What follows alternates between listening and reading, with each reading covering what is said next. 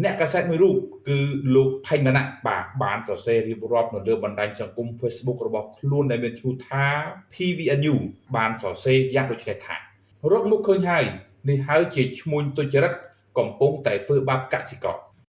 ស្របពេលដែលតម្លៃស្រូវរបស់ប្រជាកសិករនៅក្នុងរដូវប្រមូលផលចុងឆ្នាំ2025នេះបានធ្លាក់ចុះរហូតទៅដល់ក្រោម700ក្នុង1គីឡូក្រាមត្រូវបានចែករំលែកនិងពិភាក្សាយ៉ាងផុសផុលនៅលើបណ្ដាញសង្គមនិងក៏ឃើញមានការត្អូញត្អែពីសំណាក់បងប្អូនប្រជាពលរដ្ឋដែលគាត់បង្ហាញពីទុក្ខលំបាករបស់គាត់ផងដែរបាទជុំវិញនឹងរឿងនេះផងដែរក្រោយពីឃើញប្រជាពលរដ្ឋត្អូញត្អែពីទុក្ខលំបាកដោយតម្លៃទិន្នផលជាពិសេសគឺស្រូវរបស់គាត់បានធ្លាក់ថ្លៃដូច្នេះអ្នកកាសែតមួយរូបគឺលោកផេងមណៈបាទបានសរសេររៀបរាប់នៅលើបណ្ដាញសង្គម Facebook របស់ខ្លួនដែលមានឈ្មោះថា PVNU បានសរសេរយ៉ាងដូចនេះថា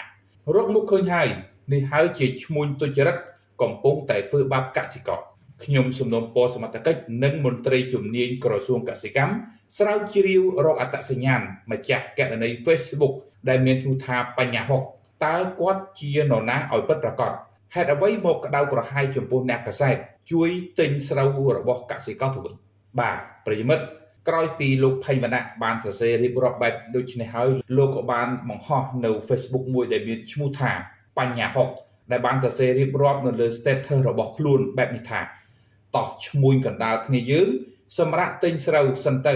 ទុកឲ្យអ្នកសារព័ត៌មានទិញវិញម្ដង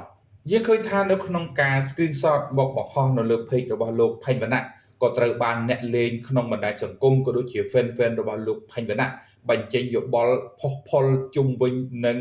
ការលើកឡើងរបស់ account Facebook ដែលមានឈ្មោះថាបញ្ញាហុកនេះផងដែរបាទអ្នកខ្លះក៏បានប្រើប្រាស់ពាក្យពេចន៍ជេរស្ដីមិនសមរម្យអ្នកខ្លះក៏ប្រើពាក្យជេរបញ្ចោឬក៏ប្រមាថអីផ្សេងៗជាដើមជុំវិញនឹងការលើកឡើងរបស់ស្ត្រីជើងខ្លាំងរូបនេះយើងដឹងហើយថាការពីពេលថ្មីកន្លងទៅនេះបាទរដ្ឋមន្ត្រីកសិកម្មលោកទឹកឌីណា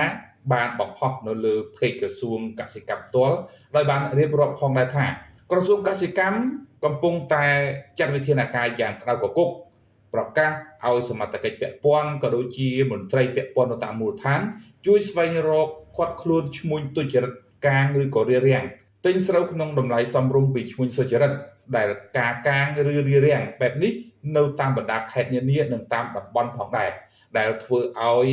តម្លៃស្រូវរបស់កសិករយើងធ្លាក់ចុះជាគំហុក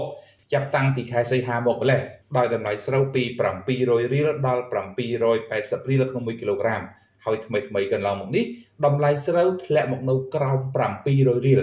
គឺដោយសារតែឈ្មួញទុច្ចរិតកាងមិនអោយឈ្មួញទុច្ចរិតចូលទិញស្រូវតាមតំបន់តាមមូលដ្ឋានរបស់ប្រជាពលរដ្ឋបាទប្រិមិត្តនេះគឺជាការលើកឡើងរបស់ក្រសួងកសិកម្មបាទ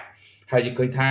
ក្រោយពីការប្រកាសរបស់ក្រសួងកសិកម្មលោកផេងវណ្ណៈដែលជាអ្នកសារព័ត៌មានវត្តឆៅក៏បានផ្សព្វផ្សាយបន្តក៏ដូចជាចែករំលែកនូវព័ត៌មាននេះយ៉ាងផុសផុលផងដែរស្របពេលជាមួយគ្នានោះលោកក៏បានបង្ហាញនៅកណនី account ដែលមានឈ្មោះថាបញ្ញាហុកបាទដែលបានសរសេររបៀបចំអកឌឺដងដោយបានលើកឡើងថាតោះឈ្មួញកណ្ដាលគ្នាយើងសម្រាប់ទិញស្រូវសិនទៅ